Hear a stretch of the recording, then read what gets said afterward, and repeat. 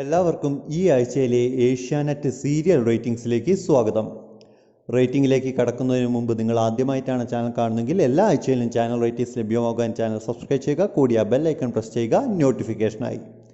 നമുക്ക് റേറ്റിംഗിലേക്ക് കടക്കാം. ഒന്നാം സ്ഥാനത്തുള്ളത് ഡൗട്ടൊന്നും വേണ്ട, അത് കുടുംബവിളക്കാണ്. രണ്ടാം സ്ഥാനം വാനമ്പാടിയാണ്. മൂന്നാം സ്ഥാനത്ത് മൗനരാഗം. നാലാം സ്ഥാനം അമ്മയറിയാതെ. അഞ്ചാം സ്ഥാനത്ത് സീതാ കല്യാണം. ആറാം സ്ഥാനം പൗർണമി തിങ്കൾ.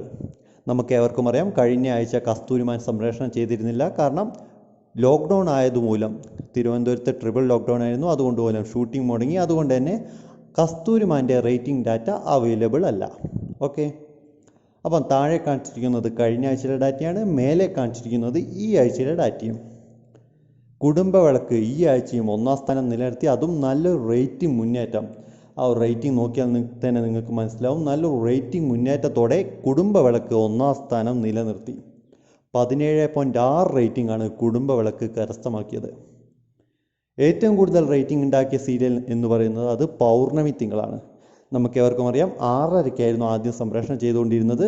പിന്നീട് കഴിഞ്ഞ ആഴ്ച അത് 9:30-ലേക്ക് മാറ്റി. കാരണം കസ്തൂരിമാൻ സംപ്രേഷണം ചെയ്തിരുന്നില്ല, അതുകൊണ്ട് തന്നെ 9:30-ലേക്ക് മാറ്റി.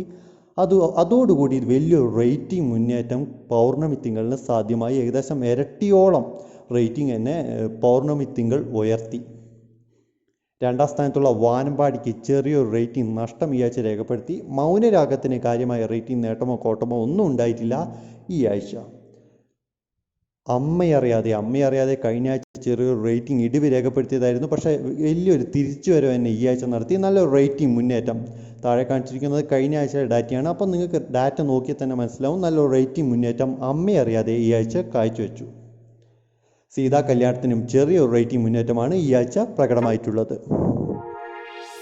എന്തായാലും ഇതൊക്കെയാണ് ഏഷ്യാനെറ്റ് സീരിയൽസിൻ്റെ റേറ്റിംഗ്സ്.